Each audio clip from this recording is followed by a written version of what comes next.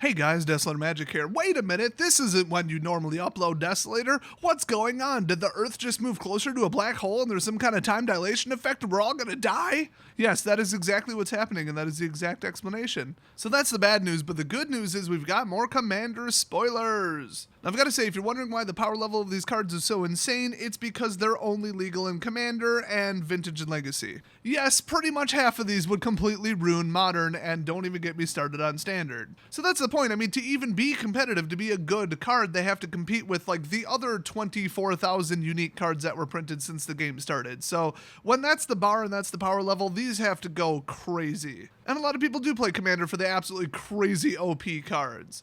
Hey, speaking of that, we've got Eryximethus, the Slumbering Isle. This card is insane. It's a 4-cost, and you can see on the artwork, it's basically an island with claws and a head. Gee, I wonder if it'll be big. Oh, look, it's a 12/12. I love this thing already. So it enters the battlefield with 5 slumber counters on it, as long as Eryximethus, I'm just going to call it Aaron. As long as Aaron has a slumber counter on it, it's a land. It's not a creature. Okay, with what I know about the rules, that would have to be not in parentheses, actually. Reminder text doesn't actually state a rule or anything about the card. It's just reminder text. So, in my opinion, this is a creature land, like a permanently awoken, land or man land.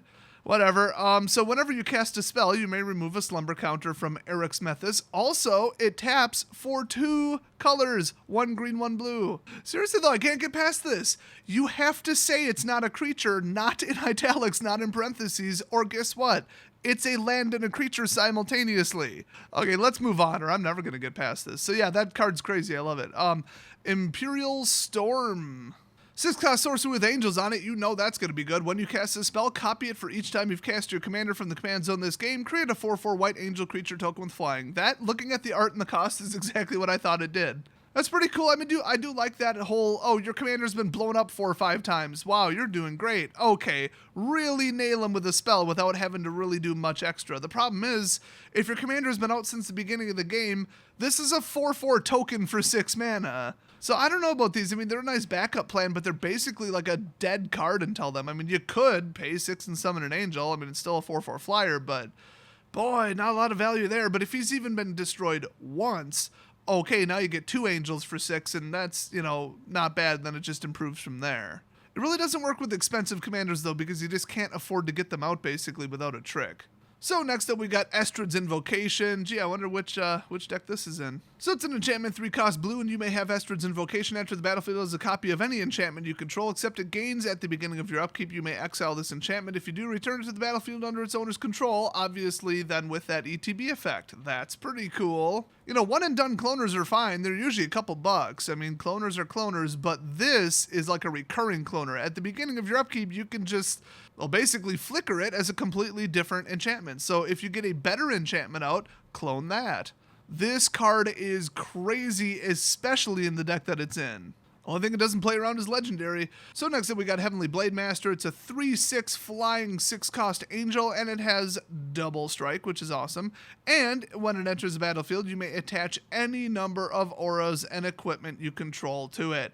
Holy crap, there are some 6 and 7-cost equipments that are pretty damn good. I would put Godsend on this thing so quick, oh my gosh, which by the way is also white. So other creatures you control get a +1/+1 for each aura and equipment attached to Heavenly Blade Master. Okay, I get that this costs 6, but this is game ending. Like, this comes out and you just win. You can steal everything else's auras and equipment on your side and then just like +5 everybody and just swing for the win. I mean, I think this card's actually a little bit OP. At least it doesn't cost like 4 or something, but my god, this card's just out of control. I mean, there's equipment you can put on it that would just instantly give it like Hexproof, Shroud, Indestructible, whatever. Okay, moving on. Kestia the Cultivator, straight from Nyx, obviously. We've got a 4/4 for 4 triple color with Bestow. That's fun, but it costs 6 with triple color. That's a little rough. An enchanted creature gets +4/+4, so classic Bestow. I love Bestow. I kept saying when I saw this, oh, they better do Bestow. Well, here it is. And whenever an enchanted creature or enchantment creature you control attacks, draw a card. That's pretty damn good, because, I mean, if you bestow it, they got to kill it twice. It's just, 4/4 for 4, nothing wrong with that. But when you get it up to 6, that's a little high. But It's reasonable.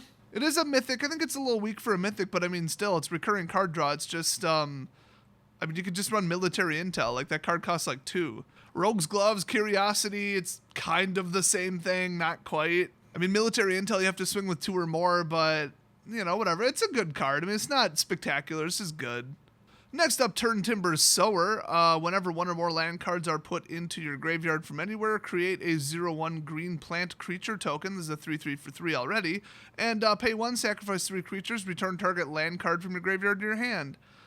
Kind of weak for a rare. I mean, I'm sure there's something really specific that this does in the deck, and there are very narrow things that would be pretty powerful, but this seems kind of weak, honestly. I mean, you could get up the creature count with this, but I mean, it's not Saproling, so you have very little interaction with plants. I don't know, it just doesn't seem that great. I mean, how often do you put land cards into the graveyard? I mean, yeah, spell lands, sack lands, evolving wilds, and fetch lands. A couple others past that. It's not the most, you know, recurring thing ever, and all you get out of it is a 0/1. So, I don't know. That other ability completely sucks too, except it's kind of, you know, okay, you could bring back a land that does something really messed up, like, I don't know, Tectonic Edge or something. I don't know. If you got some idea for it, go for it. I don't think it's that great. Next up, Tuvasa the Sunlit. Oh, we're getting lit as hell up in here. Now, this is a 3-cost 1/1 mythic. I haven't read it yet, but I'm sure it's completely insane, especially since it's a Merfolk Shaman legendary. Oh my god, here we go. It gets +1/+1 for each enchantment you control. Yep, okay. Whenever you cast your first enchantment spell each turn, draw a card. Hey, not quite as good as Rashmi, but pretty damn good. By the way, you could totally put Rashmi in the same deck. I like it. I mean, it's just good. It's not overpowered. It's just good. And, well, as of 11:14 a.m., that's all the spoilers we have today. I know that they're being spoiled by Magic's little buddy group of douchebags, so they might just be late. I mean, not everybody gets up at 8 a.m. to tweet out a picture of a card, so if there's more, I guess I'll still make a second video today, but that is it for now. So what do you think? I mean, obviously, some of these are pretty nuts. They look like fun. I want them. I want to put them in some of my Commander decks, even though I barely play Commander. But most importantly, what do you think of Heavenly Blade Master? Is it overpowered as all hell? I think it is. I mean, it's a 6-cost, cool. I mean, in the entire history of the game, also known as the Commander card pool, there's some pretty messed up 6-costs, so it could be appropriate for a Commander, but damn, that seems overpowered to me. You could just, like, hardlock your opponent. Just, oh, now this has, you know, Indestructible and Shroud. You'd have to set it up, but boy, that's messed up. That boost is just too damn much. Well, anyway, thanks for watching, and I'll see you guys next video.